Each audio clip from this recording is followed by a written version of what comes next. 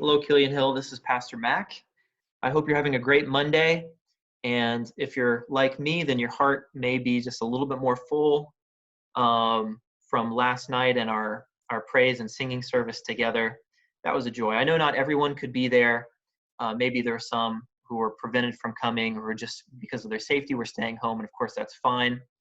But for those who were there, it was really a special time. And I look forward to when our whole church body will be able to be back meeting together all at once soon. One of my favorite things from last night was the singing together, singing hymns.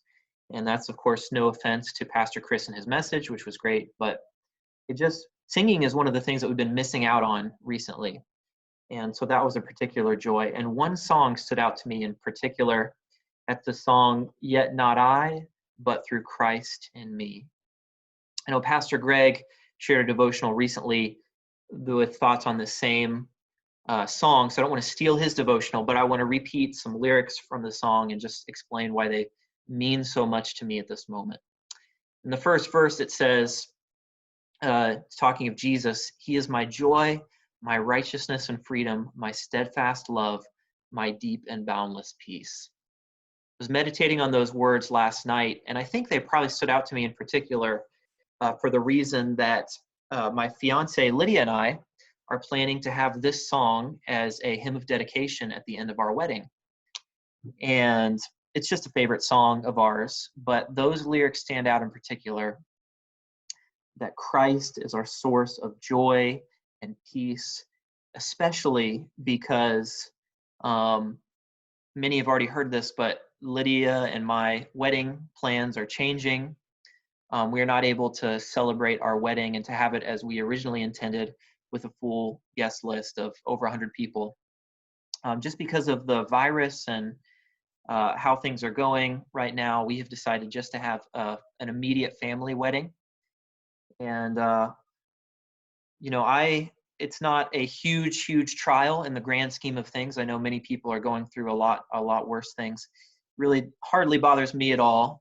If anything, I feel bad for my fiance and all the effort and planning that she put into our original wedding plans, but she's doing well. But I'm just reminded that, no matter what happens with our wedding, if the plans change and we're not able to plan it as we originally wanted to, and if this virus affects other plans, if it continues to affect our economy and just affect our church and other things like that, our society in general, you know what? God is still in control. He is still our deep source of boundless peace, that as long as he is the highest source of joy in my life, then nothing else can completely take away my joy. And I know there are many people right now who are going through hard things. I think of the Rig family and just the incredible trial that they're going through. And I'm sure there are others in our church body. I know there's some who have a family member who in a health crisis or other things. There may be some who have deep emotional pain or joy right now. And of course, in those moments, Christ is a source of joy and peace. It doesn't mean we're going to be dancing and singing and kind of happy.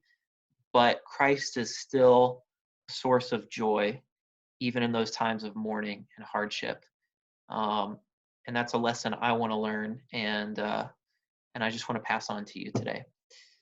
And one more thing, and I think why this song works so well for a wedding and why we want to have it in our wedding, is that it acts as a song of dedication.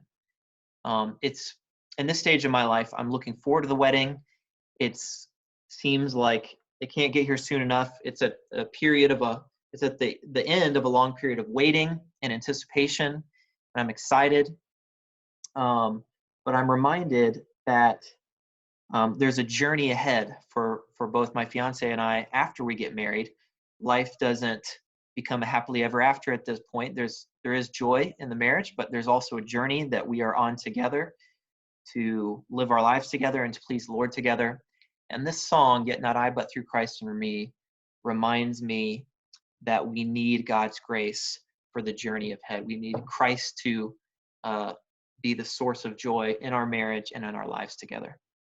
So I hope those meditations on that song are helpful for you as I've been thinking about it recently.